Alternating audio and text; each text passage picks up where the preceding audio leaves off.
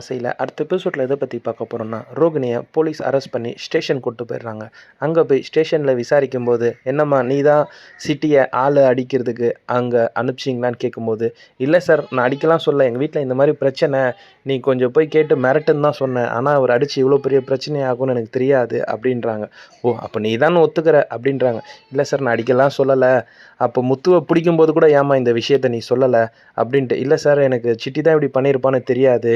அப்படின்னு சொல்லி சமாளிக்கிறாங்க. இவங்கள எடுத்து லாக்கப்ல வைங்கம்மான்னு சொல்லி லாக்கப்ல வச்சிடுறாங்க. மனோஜுக்கு என்ன பண்ணுறதுன்னு தெரியாமல் ஸ்டேஷனில் போயிட்டு, "சார், என் பொண்டாட்டி அந்த மாதிரிலாம் பண்ணுற ஆள் இல்லை. இந்த சிட்டி தான் தேவையில்லாமல் என் பொண்டாட்டி மேலே பழி போடுறான். அதனால் நீங்கள் உடனே ரிலீஸ் பண்ணுங்கன்னு" சொல்லிட்டு ஸ்டேஷனில் திமிரா பேசுகிறாரு. "ஏன்பா, குத்தம் பண்ணவங்களே ஒத்துக்கிறான், நீ என்ன ஒத்துக்க மாட்ற?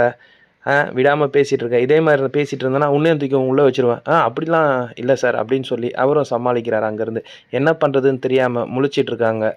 பார்லரமா வர வர உன்னோட க்ரைம் ரேட் ரொம்ப ஏறிட்டே போயிட்டுருக்கு. நீ பண்ணுறதெல்லாம் சரியில்லை, பார்த்துக்கோ. "இல்லை முத்து, நான் நல்லது பண்ணணும்னு தான் நினச்சேன். ஆனால் அது எல்லாமே இப்படி வந்து முடியுது. சாரி முத்து" அப்படின்றாங்க. "உன் சாரிலாம் எடுத்துகிட்டு போய் குப்பையில் போடு. நான் தான் பார்த்துக்கிறேன்னு சொன்னேன்ல. திரும்ப திரும்ப இந்த பிரச்சனையில் இது பண்ணி ஏன் இப்படி பண்ணுறீங்க?" அப்படின்னு சொல்லி திட்டிட்டுறாரு.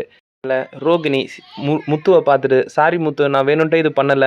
நான் சிட்டிய மிரட்டுன்னு தான் சொல்லி அனுப்பிச்சேன். ஆனா அடிச்சுட்டா அவன் உங்க மேல பழி போடுவான்னு தெரியாது. தப்பான வழியில போறீங்க. இனியாச்சும் திருந்தி வாழுங்கன்னு" சொல்லிட்டு முத்து அங்கேருந்து கிளம்பி போயிடுறாங்க. மீனா அந்த இன்ஸ்பெக்டருக்கு ஃபோன் பண்ணி, "ரொம்ப நன்றி சார்.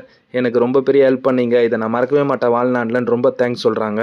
மீனா, "இன்னும் உங்கள் வீட்டில் ஃபேமிலி பிரச்சனை தீரலையா? அருண் வந்து முத்துவை பற்றி தப்பாக சொல்லியிருக்காரு" அப்படின்னு சொல்கிறாங்க. மீனாவுக்கு ஒரு மாதிரி ஆகிடுது. ஹெல்ப்பு கேட்டு போய் ஹெல்ப் காப்பாற்றுவார்னு பார்த்தா மாட்டி விட பார்த்துருக்காருன்ட்டு. அதுக்கப்புறம் முத்து வீட்டுக்கு போன உடனே முத்தோட அம்மா ரொம்ப சத்தம் போட்டு திட்டுறாங்க மனோஜை, அவங்க ஒய்ஃபை பற்றி. மனோஜால் எதுவும் பண்ண முடியல. அப்பா சத்தம் போடுறாங்க, "ஆமாம், இவ்வளோ நேரம் முத்துவை தப்பு சொல்லிகிட்டு இருந்த. இப்போ நீ அவளை தப்பு சொல்கிற. என்ன ஏதுன்னு உண்மை தெரியாமல் பேசாத" அப்படின்னு சொல்லி அவர் அட்வைஸ் பண்ணுறாங்க.